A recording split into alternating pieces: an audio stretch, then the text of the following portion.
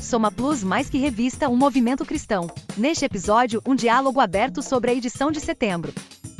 Como ter a mente de Cristo? Bom, hoje a gente vai explorar um conceito fascinante do nosso material de referência, que é ter a mente de Cristo.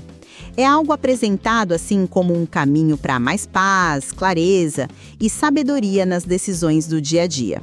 Exato. E a questão que gera discussão, e que a gente vai analisar aqui hoje é a seguinte: essa tal mente de Cristo, ela é algo que a gente constrói principalmente com o nosso esforço, com disciplina, estudo da Bíblia, ou ela é, na essência mesmo, uma obra sobrenatural do Espírito Santo? Algo que, vai além da nossa capacidade de simplesmente copiar ou entender. Completamente. Pois é. Eu vou defender a ideia de que o material aponta mais fortemente para um processo prático, sabe?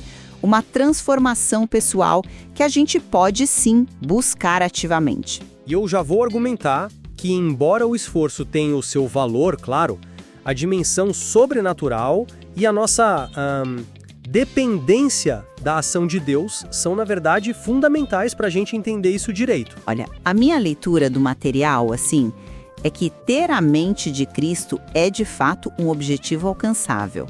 Algo que a gente cultiva com práticas intencionais. A gente fala da renovação da mente, Aquilo que está lá em Romanos 12, 2. Ou seja, aquele processo contínuo de mudar a nossa forma de pensar para que ela se alinhe mais com a vontade de Deus. Isso envolve escolher ativamente, focar em pensamentos que edificam, Filipenses 4:8, Colossenses 3:2, e também buscar imitar Jesus nas atitudes dele, humildade, serviço, compaixão, Filipenses 2:5. O material usa até umas imagens como o jardim da mente, que a gente precisa cuidar, tirar as ervas daninhas, sabe? E também o barro nas mãos do oleiro, indicando uma moldagem ativa. Fala-se de um trabalho conjunto com o Espírito, mas com uma ênfase bem clara na nossa parte. Disciplina, escolha e aquela pergunta prática. O que Jesus faria aqui? É um chamado para a gente agir, né? Entendo. Eu já vejo por um ângulo, um pouco diferente. A disciplina é importante, não estou negando isso, sem dúvida. Mas eu penso que o ponto central, especialmente quando a gente lê lá em 1 Coríntios 2,16, nós temos a mente de Cristo.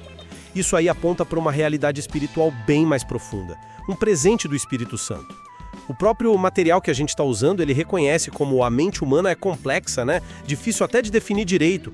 Isso sugere que essa transformação não é só um exercício mental ou só copiar comportamentos. Ela é descrita como algo operado pelo Espírito, 2 Coríntios 3,18, um dom imerecido que está ligado à nova vida em Cristo.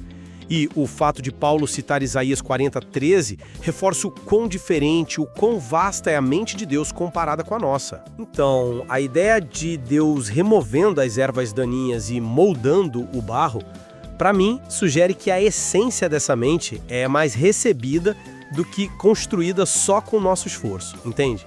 Entendo o seu ponto sobre ser um dom, sim, mas a ideia da renovação da mente lá em Romanos 12:2 soa muito como um comando, Uma ação que nós devemos tomar. O material fala que a gente é barro, é verdade, mas fala também nesse trabalho conjunto. Isso não implica que temos uma participação ativa, que ela é indispensável nessa moldagem? Quer dizer, não somos totalmente passivos, só esperando acontecer. Certo. Mas veja bem, mesmo nesse trabalho conjunto, de onde vem a força principal, a capacidade de realmente mudar? Eu acredito que vem do Espírito. 1 Coríntios 2,16, como eu disse, fala nós temos, e não é nós estamos construindo. Isso para mim soa como uma posse, sabe? Uma nova capacidade que foi dada pra gente que muda a nossa forma de ver o mundo. E não só como um resultado da nossa disciplina. O barro não se molda sozinho, Ele precisa da mão do oleiro. A nossa ação, então, talvez seja mais uma resposta a essa obra que Deus já iniciou. Mas se é assim, então como a gente explica as instruções tão práticas que o material oferece? Pensem nas coisas do alto. Lá em Colossenses 3:2. Levem cativo todo pensamento. 2 Coríntios 10:5. O foco em imitar Jesus. Filipenses 2:5. Isso tudo não sugere assim fortemente que ter a mente de Cristo significa aprender a pensar e agir como Ele, através de um esforço consciente de seguir o exemplo e os ensinos dele? É uma leitura forte, concordo. Mas será que essas práticas não são, na verdade, a manifestação de uma mente que já está sendo transformada pelo Espírito, em vez de serem a causa dessa transformação? O material mesmo ressalta a complexidade da mente e a necessidade da ação divina. Isso não colocaria um certo limite na nossa capacidade de simplesmente copiar a perspectiva de Cristo só com o nosso esforço mental? Talvez ter a mente de Cristo seja algo mais profundo, uma união espiritual que nos dá um discernimento que vai além da simples imitação. É mais sobre ser transformado do que apenas fazer como ele fazia. Bom, resumindo então a minha visão. O material nos desafia, sim, claramente a ação. Buscar a mente de Cristo envolve a nossa disciplina diária, o cultivo intencional de pensamentos alinhados com a palavra e a imitação ativa de Jesus.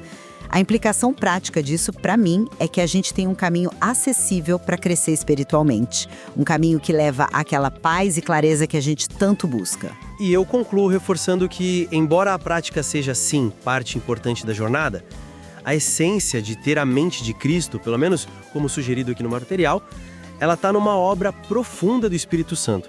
A implicação aqui é que a nossa maior necessidade é a dependência dessa ação divina, sabe? Que nos dá uma perspectiva que transcende o nosso esforço cognitivo ou a mera imitação. É um dom que nos molda por dentro. De fato, o material nos deixa com essa tensão produtiva, né? Entre o esforço humano e a graça divina na transformação da nossa mente. Exatamente. E fica a reflexão sobre como esses dois aspectos se conectam na prática do dia a dia. Explorar essas diferentes ênfases, como a gente tentou fazer aqui, certamente enriquece a nossa compreensão desse chamado que é, ao mesmo tempo, desafiador e maravilhoso, ter a mente de Cristo. E o material ainda oferece muito mais para a gente aprofundar essa dinâmica complexa. Soma Plus mais que revista, um movimento cristão.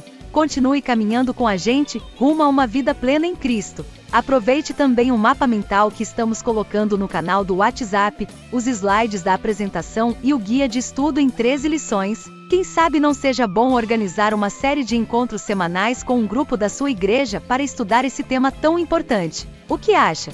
De qualquer forma, obrigado por estarmos juntos. E até a próxima edição.